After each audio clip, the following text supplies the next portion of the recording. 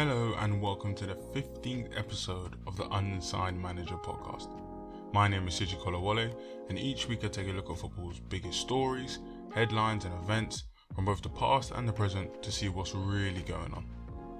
Somehow it feels like the Premier League season literally just finished, but now it's restarting again on Friday. I want to take a quick look at all the clubs, evaluate their summer, look at the squad and see where I think everyone will end up this year. And this will probably end up being a 2 or 3-parter because I genuinely want to try and take a look at most of the league.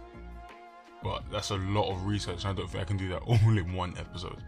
I'm not sure anyone's ready to hear a 45-hour Premier League podcast.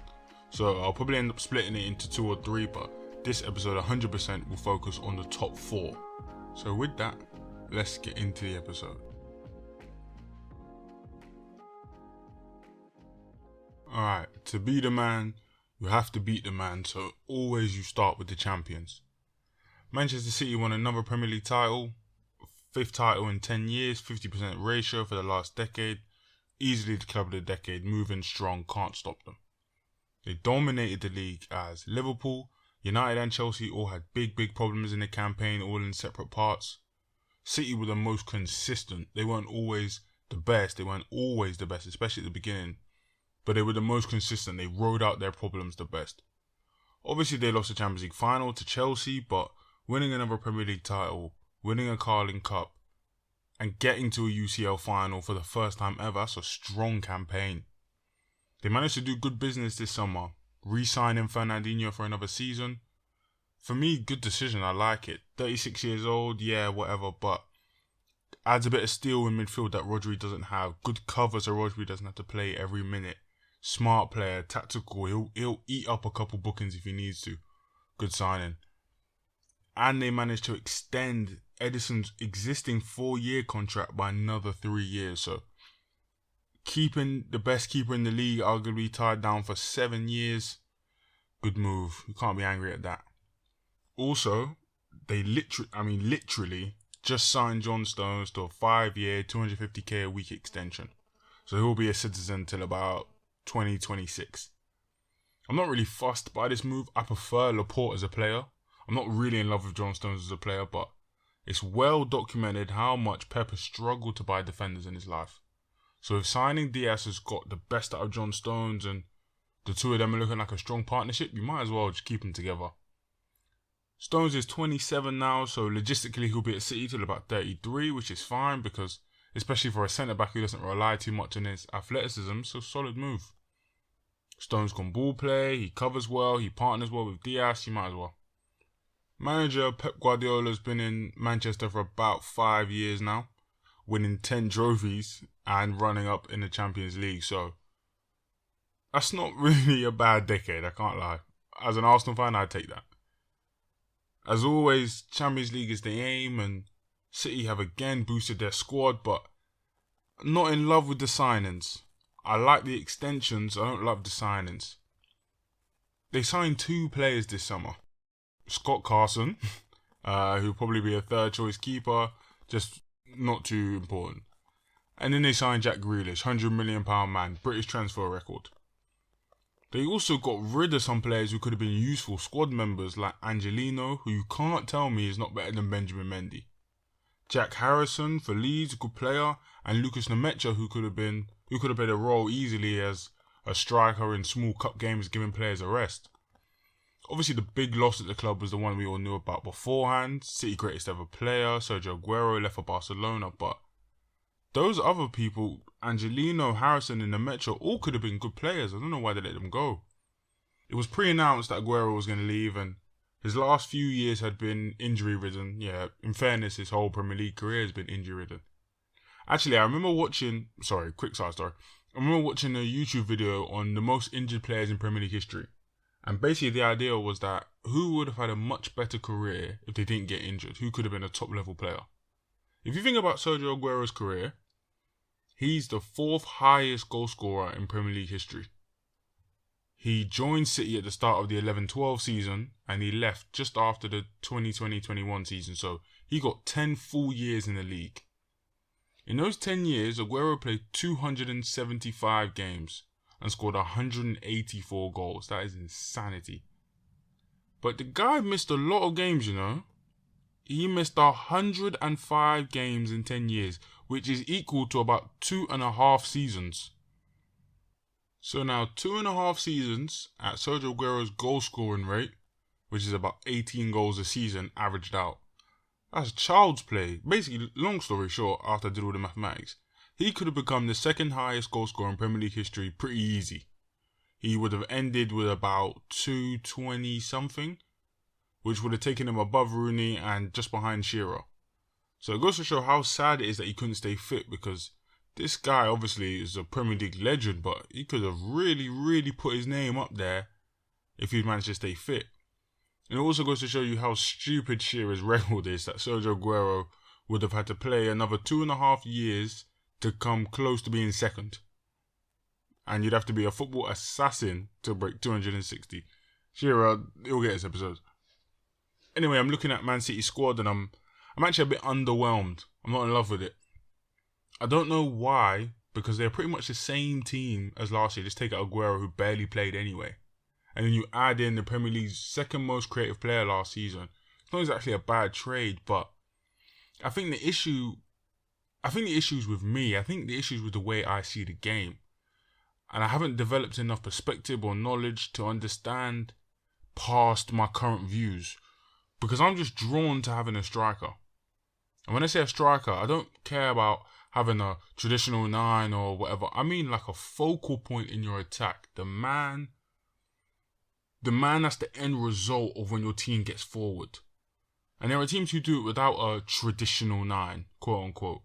For example, Klopp's team from a couple seasons ago, or the Klopp team even now, didn't play with a Shearer or a Van Nistelrooy type finisher in the middle. But it's fine because Mohamed Salah's their focal point. Even though he starts in wide areas, even though he beats people 1v1, even though he cuts inside, when that ball gets into the box, every Liverpool player is looking for Mohamed Salah. Which is why people like Mane and Firmino and even Henderson can get a few chances and get some extra goals because they get yards. Because the defence is focused around Salah, about that gravity we're talking about again. He draws in every person in the defence. So if you're Sadio Mane, yeah, you get to go 1v1 with an extra yard or two because everyone's focused on Salah, and then Mane can get 22 like he did a couple of years ago. Another example, Kareem Benzema, one of the most unselfish and effective forwards of his era. Because even though he was a striker, he knew he wasn't the focal point. And he shifted, made space, made runs, was unselfish to let Ronaldo be Madrid's number one option. Benzema probably could have got a filthy amount of goals, could have been looking Suarez in the eye for one of the best strikers of his generation. He could have got more acclaim, but no. He knew that his team's best chance lived and died with Ronaldo. So he made sure he did everything he could to get Ronaldo space in the box with the ball. My issue with Man City is, and I know it's old school, but when the ball goes in the box, who is it going to? Mahrez, De Bruyne, Foden, Gundogan, Grealish, Sterling, Bernardo, if he ever gets a minute. They're all heavily competent players, and some of them top class, some of them world class. And I know I'm being old and backwards, but that to me seems like the greatest collection of players to pass the ball across the 6-yard box to a striker. I still want a number 9 there to smash all the chances in the back of the net. And for anyone thinking, oh, what's he talking about? They've got Gabby Jesus. That guy is rubbish. I don't care what anyone says. He is not great. Okay, obviously I overdid it. He's not rubbish, but he's not 25 goals a season. He's like 12 and a few assists, which is still cool, but Man City could do way better than that. I think a striker, a Erling Haaland, a Romelu Lukaku, a Mauro Icardi could be phenomenal in a team like this. PSG have got Mbappe. Chelsea just signed the best striker in the world. Real Madrid have got Benzema. Bayern have got Lewandowski. Manchester City are a perennial contender and a serious club with serious resources. So it's definitely not we couldn't find a striker, we couldn't afford one, because they can afford anyone. Lautaro Martinez would have been absolutely perfect for them. And he's available, because Inter Milan are the worst run club in the world since Barcelona last week. I understand scoring goals by committee. And I understand rather than having one focal point, have Lots of players who are competent in all the areas so that you're never really too reliant on someone. And when you look at City last season, it worked out. They only scored 83 goals, which in all 5 years that they've won the Premier League, that's the lowest goal tally. And to give you another stat, İlkay Gündoğan was City's top goal scorer last season with 17 goals in all comps. That is the lowest a top goal scorer for Manchester City has had since 2009. Rather than rely on one star striker for all the goals, it looks like it worked. Goals by committee, moving the chances around to everyone, having Gündoğan become Frank Lampard and running into the box and not having a striker take up the space. But I don't love it. I think I liked it as a novel idea when Aguero wasn't fit, so you decide, let me make the best of a bad situation. But I don't like this as a long-term plan. And yeah, I know, it worked out very well for them last season, and they were pursuing Harry Kane, so it's not like they weren't trying to get a striker at all. It's not like they've lost their mind. I just think that this team would be 10 out of 10 more dangerous with a mobile, creative finisher up top. And there are players like that available. But I am being too negative. This is sometimes when a team is so good, you can only talk about the bad parts, because this squad is a joke. Phenomenal. Some serious attacking firepower. They actually don't have that much pace. They don't have that much raw pace. And only Mahrez and sometimes Sterling will want to actually go 1v1 and rip people. But if you can get 10 goals from everyone, that list of players I mentioned, Mahrez, Foden, Sterling, etc. If you can get 10 from all of them, then it will be a difficult task getting anywhere near City. Another year of Phil Foden's progression, who obviously is very friendly with new signing Jack Grealish, being able to keep Fernandinho around for another year, giving Diaz another year with Stones. City are pretty much set. Most of the squad is a good age, they don't really have to worry about that either. Their only issue, other than my thoughts on having a striker, are who has to leave soon. Because I doubt this many players can share all the game time. Laporte, Ake, Bernardo Silva, João Cancelo, Phil Foden, Ferran Torres. That is 6-7 players there who could probably go and start for anyone in the league, and for some of them anyone in Europe. And they can all rightfully say they want 50 games a season. But there's no way Pep can give them that. He can't give them that much time. So you wonder who's going to be the first out the door.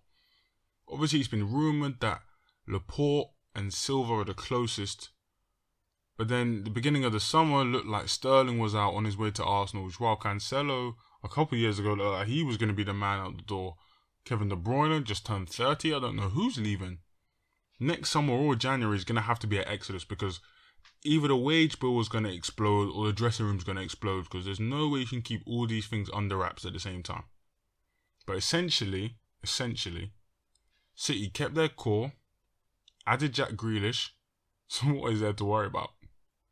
You'd assume they'd play in a 4-3-3 with a normal back four of, so I'm thinking from left back to right back, Cancelo, Diaz, Stones, Walker, Rodri at defensive midfield, Gündoğan and De Bruyne, and then Sterling, Grealish and Mahrez as a front three, and Sterling probably starts at 9, but everyone rotates in front of Rodri, so it doesn't really matter who's where. Gündoğan does his Frank Lampard thing, De Bruyne starts steaming up the right wing, and then maybe Phil Foden is the first man off the bench, but to be honest, anyone could. The squad is utterly talented. You see what I mean? How can that many people get minutes? I didn't even say Bernardo Silva's name. And this is a guy who 95% of Europe would love to have. But then why would they get? They can afford it. The Premier League isn't going to stop it. So roll on, Man City. Alright, let's move into London, and not the fun half. Let's move into the boring blue half of London. Shout out to Chelsea. Solid window for them. Plain to see that new manager Thomas Tuchel added more defensive solidity after Lampard's lunacy was over. Tuchel switched up back three and he gave his centre-backs more cover straight away. Mount flourished, Kante looked strong again. Kante looked strong, like almost Leicester Kante strong. Defensively, they looked impregnable, and this geezer is an FA Cup runner-up and a Champions League winner after spending 6 months at the club. And off the top of my dome, Di Matteo did that, but he had a much more experienced squad. He had old Lampard, old Drogba, old Ashley Cole. That's a bit different level of talent. And then Zidane, Zidane did it because he took over from Rafa Benitez in January. But even still, for Tuchel, that's an amazing achievement. He's like the Guardiola stopper. Beat him 3 times in 6 weeks at the back end of last season. And I'm a little bit of a Pep superfan, I can't lie. Not in a corny way like those guys who make stan accounts on Twitter, but generally his teams play the best looking football, so I'm down with that. But I'm actually glad that there's another super talented manager around, along with Klopp. I haven't forgotten about him. Because that keeps people like Pep off balance, gets under their skin. So he has to continue to innovate, and knowing him will end up playing Stones as a 9 this season after everything I just said, and Stones will score 25. But sticking with Chelsea, let's take a look at their transfer business. My bad, one more thing before I get into that. I always do this, I always say one thing and then try and jump into a quick story. There's still over 2 weeks left in the window, so it's likely that most of these clubs will do another deal, but this is just what's happened so far. This is what I'm looking at right now. So, for Chelsea, Tammy Abraham's off to Roma. £40 million deal was basically done, 95% over the line. And I'm happy Arsenal didn't end up going for Tammy, since us and Wolves were heavily rumoured to be interested. But I thought Arsenal should use their limited budget to spend elsewhere, but I'll get onto that nonsense club later. Fikayo Tomori also left Chelsea to go to AC Milan on a permanent deal after last season's loan, and he only left for £25 million. And to be honest, this is a move I don't understand. Tomori's obviously a good player. By all accounts, he had a solid season at AC Milan. I have to admit I didn't watch a lot of Serie A football this year, my bad, but from everything I've read, everything I've seen, no one had an issue with him. Perfect for a back 3 or a back 2. Versatile, athletic, solid on the ball. Not amazing, solid on it. I don't really understand the sale. I get that Chelsea obviously heavily interested in Sevilla defender Jules Koundé. Big time defensive interest. Almost like a response to Rafa Varane. Okay, you signed an athletic French centre-back, I'll raise you one. But especially with Thiago Silva growing older, it's good to have people come in. But unless Chelsea thought that AC were extremely overpaying for Tomori and they wanted to cash in ASAP, I don't really get why you wouldn't keep him. Then you could have Tomori, Koundé, Zuma, Christensen and Silva all as defensive options. That sounds like a strong defence to me. And yeah, again, it might be slightly undersized. In that scenario, Koundé's about 5'11", Tomori's just about 6 foot. But then you put Zuma or Silva in the middle of the back 3, and that will completely solve that. Those two are both tall, both good in the air, that'd be fine. The other two, Tomori and Koundé, are both good athletes, good burst, can get in front of the man, get in front of the striker, pinch the ball back. That'd be fine. And very young. I think they're both under 23 years old. I don't know why you wouldn't keep 2 promising defensive prospects at the same time. Why sell one for a cut price and then buy one for serious money when you could have just kept one and bought the other one? Also, can't forget about Malang Sarr, who's come back from loan this year. Another good French defensive prospect. How many French people are good at defending? I don't understand it. Sarr can play centre-back or left-back. He's a lefty, which everyone is looking for right now. Left-foot centre-backs are all the rave. He loves a long pass. This guy will pump it forward, you know. If you're a target man or you're a winger who wants to get behind, Malang Sarr is your best friend. And he's a good athlete. Killer in a 1v1. If Tuchel had decided to keep Tomori, Chelsea could have had a crazy defensive rotation with young, athletic centre-backs all at once. But I understand it probably would have been the same issue as Manchester City because all those players would have wanted minutes. And it's worse because all these players are young and promising, so big clubs would have snapped them up. They would have been looking to move. I understand the Tomori sale, and I get that if you wanted to use him to fund the Koundé buy. But if you don't get Koundé, then why sell Tomori? You get me? That unless you 100% sign Jules Koundé, there's no point selling Tomori. And also, speaking of young players who want minutes, I want to examine this Tammy Abraham deal a little bit closer. So probably 18 months too late. Tammy's finally understood that he will have to leave Chelsea in search of becoming a starting number 9. In hindsight, although he's had a lot of bright spots at Chelsea, a lot of good times, and I lost a stupid bet to a friend of mine when I said that Tammy wouldn't score 12 goals and then he squeaked out 13 or something because of COVID. You got so lucky, Matt. Tammy should have kicked and screamed to stay at Aston Villa or force that move through to Wolves when they were looking for him. He's a really good player, but he's not exactly ready yet. Now, he's definitely ready for the Premier League, don't get me wrong.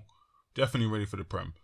And at his current level, he'll probably get you between, 12 and 18 a season, which is fine. If you're a club, maybe a mid-table or lower half of the league club, like a Southampton or even a Newcastle, Tammy is great for you. He'll get you 12, 18, that's exactly what you need.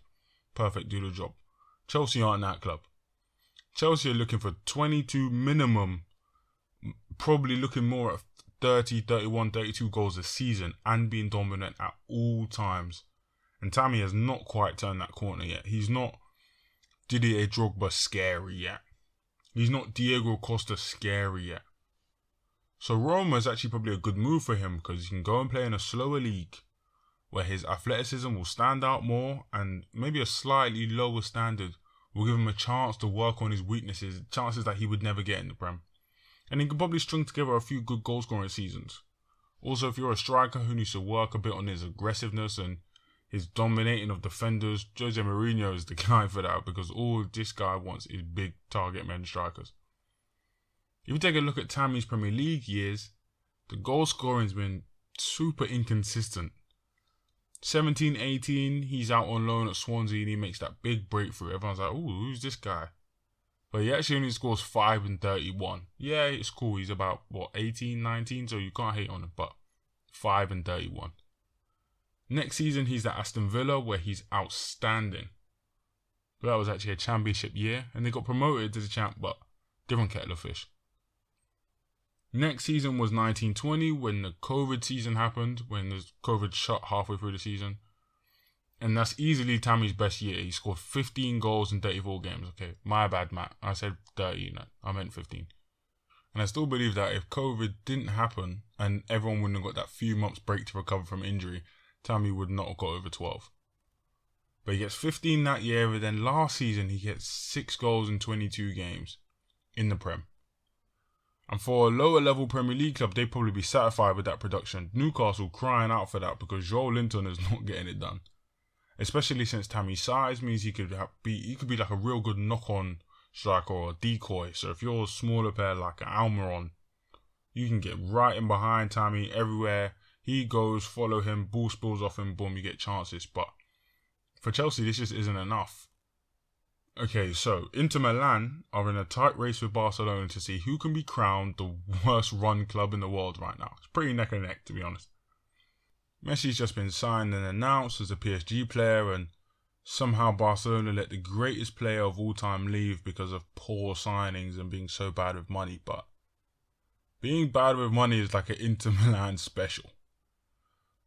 Essentially, through loads of poor deals and other things I covered in episode 4, go check that one out, Inter Milan are so broke they need to sell everyone and reboot. 4 months ago, they were lifting their first title in a decade, but now there isn't any way for them to keep the whole squad together, and their world-class manager said, I'm not staying for this rebuild, and he's out.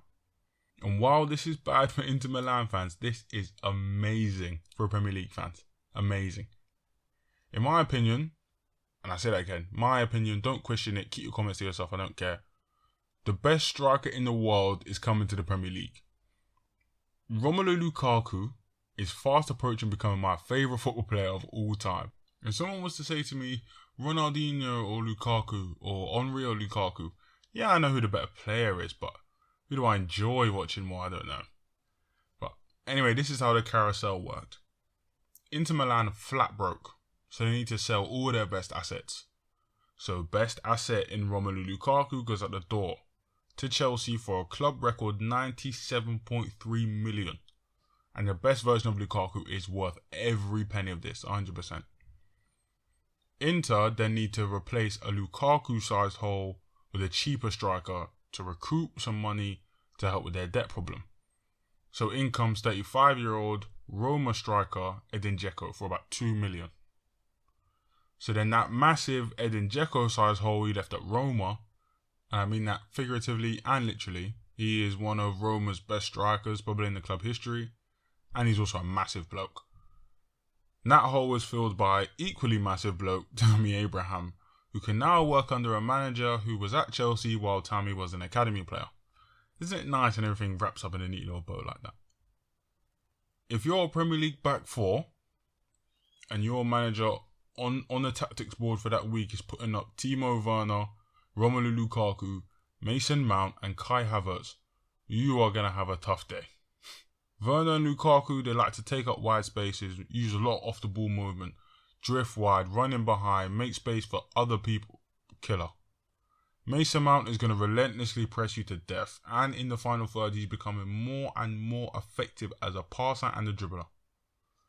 And then Kai Havertz is dropping into all the gaps. Make a space, he's in it. Yeah, you make that run so I can take that spot. You're going to have a tough day. I assume Tuchel's going to play a 3-4-3 with Lukaku probably playing at 9. And if you don't know what I mean by 9, I mean as the central striker. And he's probably thinking Lukaku drifts out wide right, Werner drifts out wide left, and then Havertz or Mount fills in the gaps. That makes sense to me. That makes sense in a football sense, and it's very balanced and functional, and you get everything you need. You get creativity, finishing, off the ball movement from all that. However, if Tuchel tweaked it slightly and played 3-4-1-2 instead, played a traditional number 10, and Werner and Lukaku's a front two, oh my goodness, the Premier League's in trouble. I know as far as the system goes, it's not too radical from Tuchel's normal style. It's a small tweak. But playing a front two rather than a front three gets the best out of both of his strikers. Think back. Peak RB Leipzig Timo Werner played next to a physical striker who attracted the attention of the defence because of his size and gave Werner space to run into. Peak Inter Milan Lukaku played next to a smaller, hard-working striker who pressed hard and had good off-the-ball runs that Lukaku could find with his improved passing and vision. It just seems like a no-brainer that Tuchel should go with a front two, old-school style, just set the league on fire. To be honest, I don't really have any negative opinions on Chelsea this year. I think another centre-back coming in could be a good shout, especially with Aspi's pace declining and Thiago Silva getting any younger. And Jules Koundé would probably come in and take them over the top, and I have literally just realised I forgot all about Antonio Rudiger.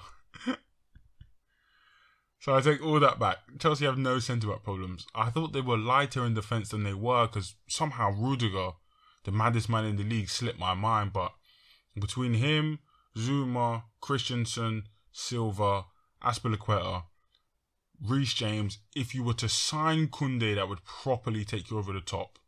But not imperative. Completely forgot about Rudiger. I hope they keep Bakayoko and don't sell him on. I really do like Bakayoko. I thought he was a good player.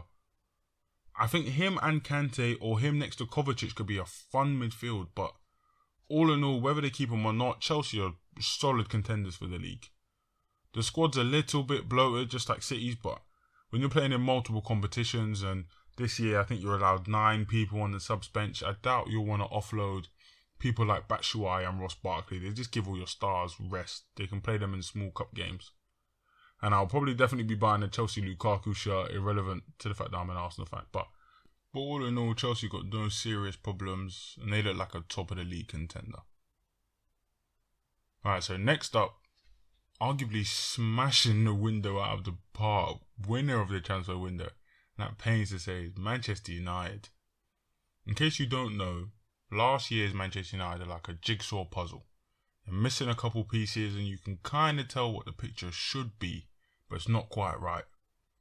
They struggled at centre-back because Maguire and Lindelof just are not a good centre-back pairing. They bring out the worst in each other.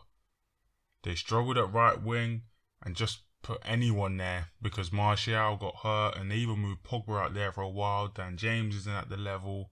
Juan Mata's too old. It's not great. And they were built like a donut because at times they had no central midfield. It didn't feel like there was an adult playing in the middle of the park. So before the window, everyone knew Manchester United had 3 key areas they needed to work on: centre back, defensive midfield and right midfield. And I think they addressed almost all their problems in one window. First key piece of business happened very, very early, re-signing Edinson Cavani for another year. He obviously wasn't well liked by United fans at the beginning when he first got signed because the club weren't really looking for him. And do you remember that end of that window where they were looking at Ousmane Dembele for a couple minutes and then Cavani and then Sancho, and no one knew what the plan was. He didn't get very many minutes at the start of his United career, but fixture congestion and an injury to Anthony Martial gave Cavani all the minutes he needed to show he isn't some small-time striker. This is a serious guy. He ended up with 17 goals and 7 assists at the end of the year, and he represented that focal point, that presence up front that a team's attack can get built around. Re-signing Cavani's gone under the radar around United fans because of the subsequent moves, but you guys should be really, really glad that he's your striker, rather than having to rely on the most consistently inconsistent player in the world in Anthony Martial. A football game has got 22 people moving at all time in it, so it can be difficult to constantly watch everything that's happening and track everyone and keep focused, but 100% more than anyone else, I forget Anthony Martial was on the pitch. I have literally forgotten he was playing for long stretches, which is something you don't say much about other quote-unquote top strikers. Having Cavani there instead of him, that's a good move for Solskjaer. Then they finally put an end to the longest running transfer saga in recent history and got Jadon Sancho for £73 million. Good on United, as it takes a lot of humility to recover from the public battering they got after The Athletic reveals how poorly their last attempt at Sancho went. They haggled over the price for months and months and thought the later the window went, the more likely Dortmund were to sell. Then they got embarrassed and all their fans turned on, and they finally got the deal done now. They talked Dortmund down from 90 mil to 73 mil this summer, and for a player who definitely hasn't taken a drop, his form isn't poor, he's very young. Credit where credit is due, United did a good thing there. We all know what Sancho's going to bring to the league. Great 1v1, he'll make a barrel of chances. He beats defenders and he makes smart decisions in the final third. No disrespect to the guy, but Sancho isn't like some Saint Maximin guy where he'll just keep taking people on, and he doesn't know when to actually release it. Sancho will beat that first man and then make the pass. So if you're Cavani, Rashford, Martial, Bruno, you're going to love this guy in the final third because he will make the correct decision. He won't overdo it. Of course, every bad touch or every bad pass he makes will get posted online and retweeted 1 trillion times saying United were idiots for paying 73 mil, but barring any serious injury, this is going to be a steal. And then they did it again. Somehow, this worst run club in the world race is actually turned into a 3-man sprint because Real Madrid are knocking on the door too. Manchester United were able to sign Rafa Varane for £36 million. This is because Madrid signed Alaba for free, meaning that because they didn't pay any transfer for him, shout out to Mark Bosman, Alaba was able to ask for £400,000 a week. Jesus. So to balance the book and try and get rid of a reported €900 million worth of debt, Madrid have to cash in everything they can, so they managed to sell Varane. We all know this money is going towards signing Kylian Mbappe, and I wouldn't be surprised if they mortgaged their entire summer to sign Mbappe now. They let Sergio Ramos and Rafa Varane go in the same window. Talk about squad building. Anyway, it's well known that Varane was going to leave because he kept rejecting wealthy contract after wealthy contract offer, so it became clear that he wanted to leave Madrid for a new challenge. And bringing him to Manchester is a stroke of genius. Varane next to Maguire is probably the complete centre-back partnership. They absolutely complement each other. You know how everyone said that Varane isn't a great leader and he needs someone to lead him? Maguire solves that. You know how everyone says that Maguire isn't quick and he needs a mobile defender to cover his lack of pace? Varane solves that. You know how strikers go and stand on Lindelof because he lacks size and strength? Yeah, 6'3" Varane and 6'4" Maguire, they solved that. That's a complete centre-back pairing. Maguire and Lindelof are like a couple in a bad relationship. They just bring out the worst in each other, so toxic. But next to pace and athleticism, Maguire's going to show all his key points as a defender. And Wan-Bissaka is probably there crying with happiness because he now knows he doesn't have to constantly tuck in and leave the back post because Lindelof is too slow or too weak or not concentrating on what's happening behind him. If you remember the Leipzig second leg, that was just one of 1,000 examples where Wan-Bissaka had to tuck in and cover for his centre-back and then ended up getting exposed when the team overhit the cross to exploit the space behind him. Wan-Bissaka's probably thinking, all these goals look like my fault, but I'm only in this position because Maguire and Lindelof don't know what they're doing. Another key move for Manchester United was Lionel Messi signing for PSG. I know that sounds weird, but I think it's because even a club with deep pockets and a creative imagination of defensive cover like PSG can't consider buying Paul Pogba this summer, which is going to be music to Manchester United's ears. He's a phenomenal player, we all know this. Although sometimes his capabilities are higher than his reality, when he's fully locked in, he is a different gravy player. Now, normally I hate that. I hate players who you have to, if he's locked in or if you put him next to him, I don't like that. And this is a guy in Paul Pogba, I always said that I would pick Jordan Henderson over him, but the guy we saw at the Euros, the guy we saw at the World Cup, and the guy we actually saw for the majority of last season, that's a central midfielder built from a lab. 6 goals and 9 assists in all comps, but his performances are even higher than that. For a central midfield player, you're not mad at that, but his performance is way better than that. And he actually managed to find that balance next to Bruno perfectly. That's something I was mostly skeptical of.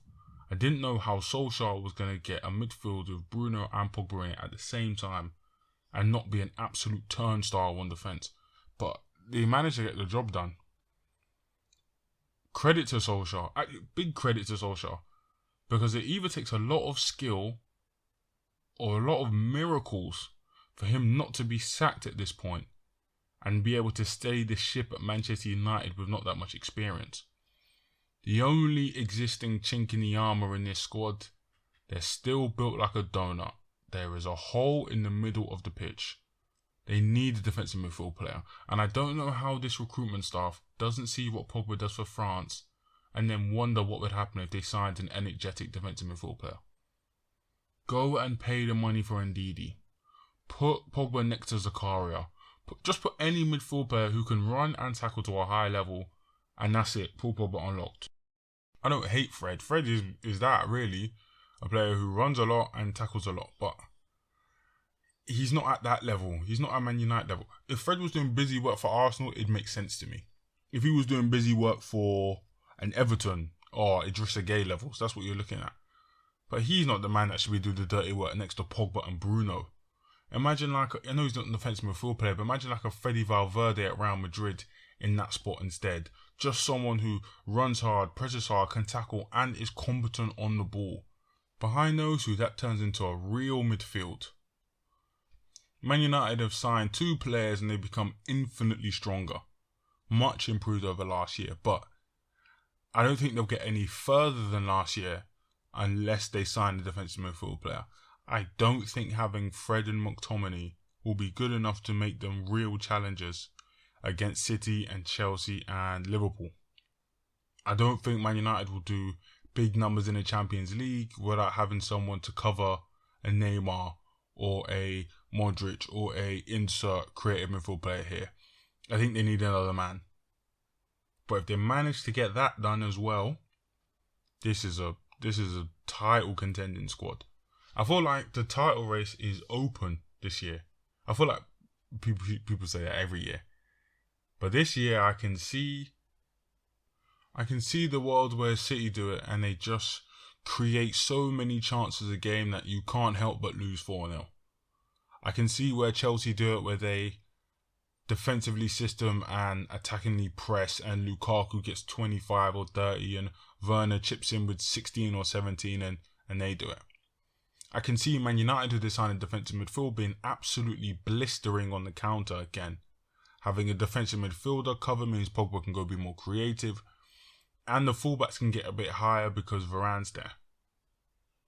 And I can see Liverpool, who are my title favourite, just getting healthy and fit and putting everyone to the sword.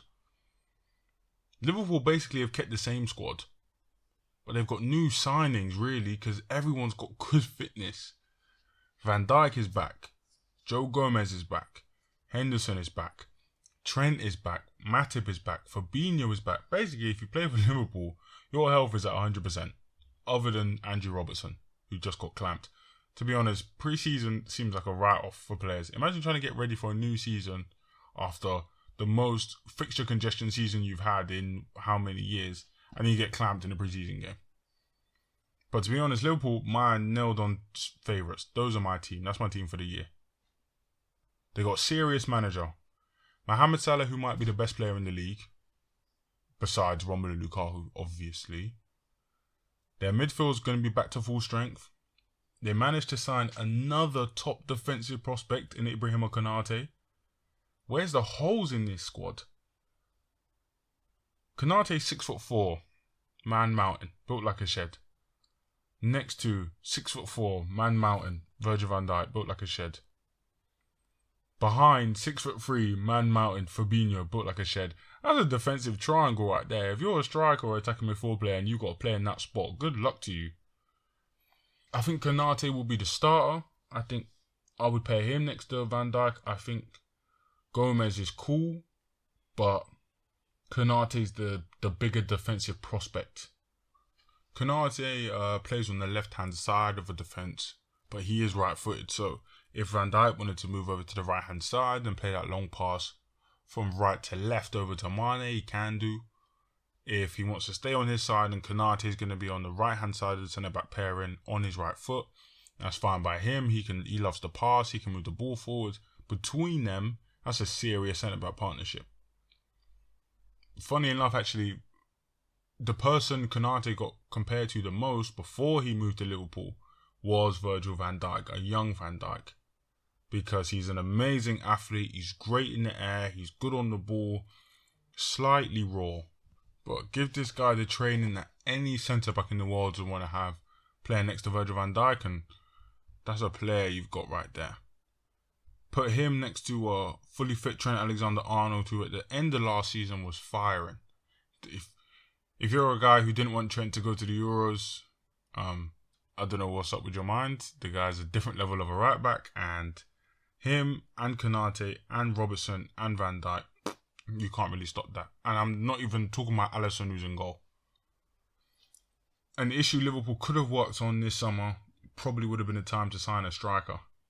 Imagine if they would have been the people to get Lukaku, especially this new creative Lukaku, and have Salah be the number one goal scorer.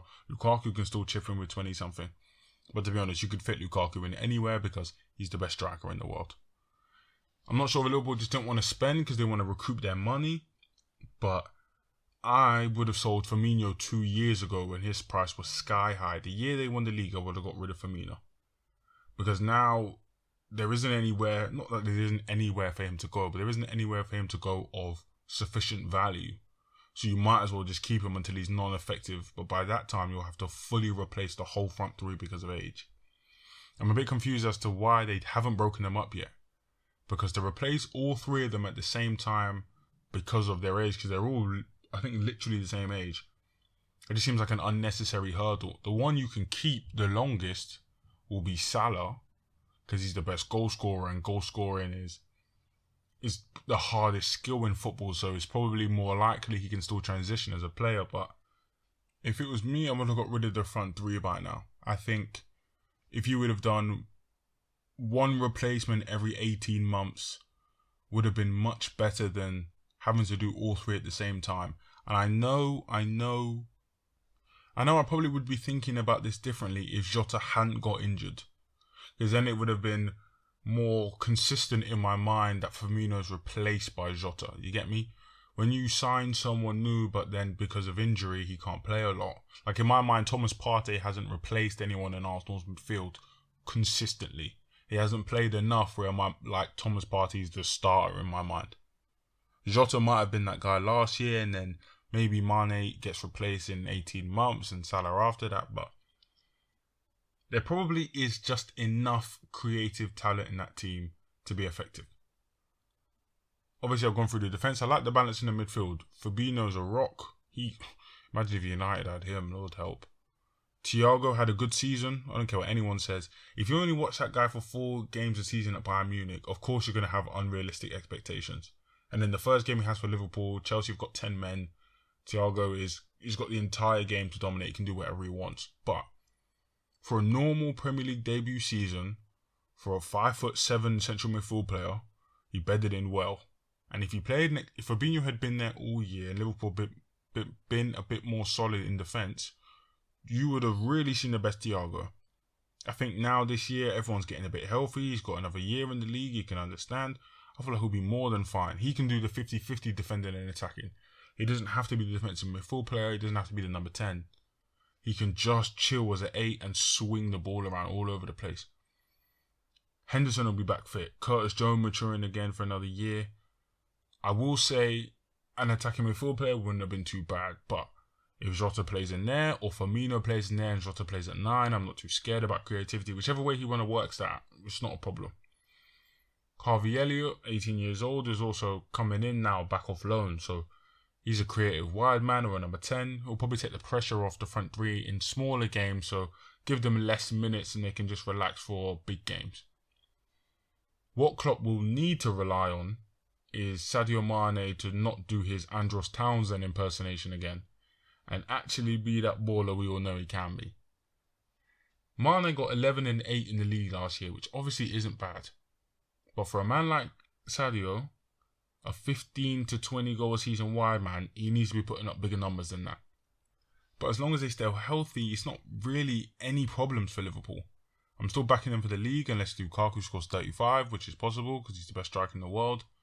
But I don't think any team in the league can keep pace with Liverpool if they remain fully fit. And I think managerially, of course, it's tight between Pep and Klopp. Tuchel, you have to put there because he's a Champions League winner now. It's tight, but that full strength Liverpool to me is scarier than full strength anyone else. So they're my favourites for the year. And quickly before I wrap up, Barcelona are a shocking club. And they should be heavily, heavily punished for allowing Messi to go like this. It's some of the worst business I've ever seen a club do. Ousmane Dembele should have been sold ages ago. Should have cashed in. Felipe Coutinho should have been sold ages ago. Samuel Umtiti still being at the club is a farce. And then having to sell young players to play the wages of the players that they have now is terrible. And now you've got Aguero, Depay and the other 2 signings. You can't even get registered because they're still not under the cap, even though Messi's left. The effects that poor decisions can have on a club is so damning. When you look at Barca, when you look at Inter, when you look at Real Madrid, you think, how is someone allowed this to get so bad? And I think PSG are going to have a bit more of a problem on their hands than they think signing Messi, because I wouldn't be surprised if Mbappe said he wanted out. This is a guy who is waiting for Neymar to leave so he can become the man. He's the best young player in the world. 100% of all clubs in the world would have him. He's waiting for Messi and Ronaldo to retire and Neymar to leave. And then Messi comes to join him. And Messi and Neymar are like best friends, so he hasn't got the power he wants at the club. I wouldn't be surprised if he said, I'm out now, Madrid come and get me. Keep an eye on that one. There's a couple of weeks left in the transfer window. Keep an eye on that one. But in the Premier League, I think my top 4 will look like this. I think Liverpool will finish top, Chelsea 2nd, Manchester City 3rd, and Manchester United 4th. I will go through the rest of the league.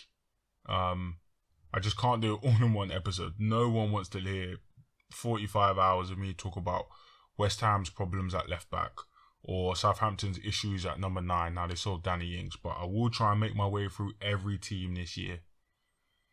Next episode, I think I'm going to do Arsenal, Tottenham, Leicester and Aston Villa. Off the top of my head, those will be the 4.